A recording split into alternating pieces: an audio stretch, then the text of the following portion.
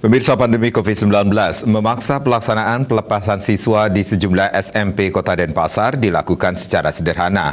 Meskipun dilaksanakan secara sederhana, tidak mengurangi makna daripada pelepasan itu sendiri. Beginilah situasi pelepasan siswa di masa pandemi COVID-19. Tidak seperti biasanya, pelepasan siswa di sejumlah SMP tampak dilaksanakan sederhana. Seperti halnya SMP Sisyadika Denpasar ini. Pelepasan siswa kelas 9 tahun ini sudah menerapkan protokol kesehatan yang ketat. Kepala SMP Sisyadika Denpasar, Mercy Victoria Gigir memberikan pesan kepada siswa yang dilepas agar melanjutkan dan bisa diterima di jenjang yang lebih tinggi. Pihaknya juga optimis mampu mengembangkan sekolah sesuai dengan visi misi dari pihak yayasan. Apa yang dicita-citakan di awal hanya untuk mengembangkan begitu saja, tetapi keoptimisan saya selaku kepala sekolah yang baru dengan berangkat dari zero ke hero, mimpi saya bisa terwujud.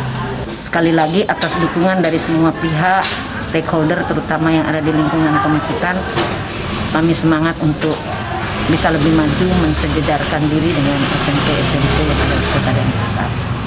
Itu harapan kami, tamatan dari SMP Sisyadika bisa diterima di berbagai jenjang yang lebih tinggi daripada ini dan meraih kesuksesan yang pasti diharapkan.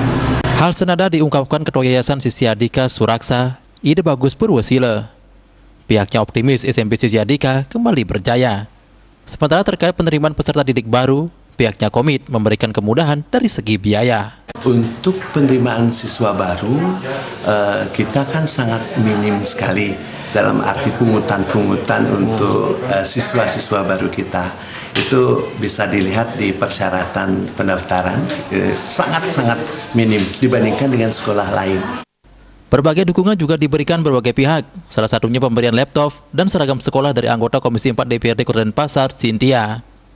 Andika, Bali TV.